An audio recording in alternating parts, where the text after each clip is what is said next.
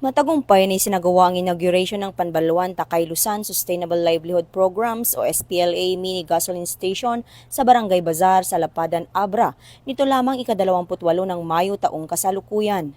Dumalo sa aktibidad ang mga tauhan ng Abra Police Provincial Office sa pamumuno ni Police Colonel Charles L. Dumalig, Provincial Director, kasama ang 50 IB, 5 ID Philippine Army, sa pangunguna ni Lieutenant Colonel Ferdinand A. Baluyot, sa Lapadan MPS, sa pamumuno ni Police Captain Carlo Paulo M. Fernandez at 15th 04th Maneuver Company RMF-15 sa pangunguna ni Police Captain Denver S. Litdog. Isinagawa ang programa sa pakikipag-ugnayan ng DSWD Abra sa pangunguna ni Ms. Claudine N. Campos Cosi, SWAT Abra Team Leader, katuwang ang LGU sa Lapadan, mga miyembro ng SLPA at iba pang stakeholders ng nasabing livelihood.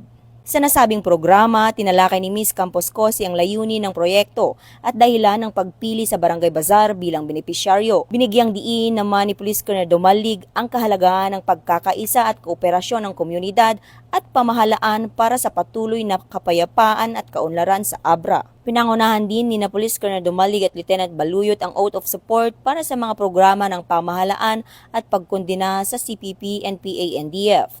Naging tampok sa aktibidad ang ribbon cutting at turnover ceremony ng mini gasoline station para sa mga miyembro at opisyal ng Panbaluan Takay Luzon, SLPA. Patuloy namang ipinapakita ng pagtutulungan ng iba't ibang ahensya ng pamahalaan at ng komunidad ang kanilang suporta sa pagsusulong ng pangmatagalang kapayapaan, kaunlaran at mas maayos na kabuhayan para sa mamamayan ng Abra tungo sa bagong Pilipinas. Mula dito sa Barangay Bazar sa Lapadan, Abra, ako po ang inyong Police News Network Correspondent, Patrolwoman Maria Ella Garcia, alagad ng batas, tagataguyod ng balitang pulis. Bagong PNP para sa bagong Pilipinas, serbisyong mabilis, tapat at nararamdaman.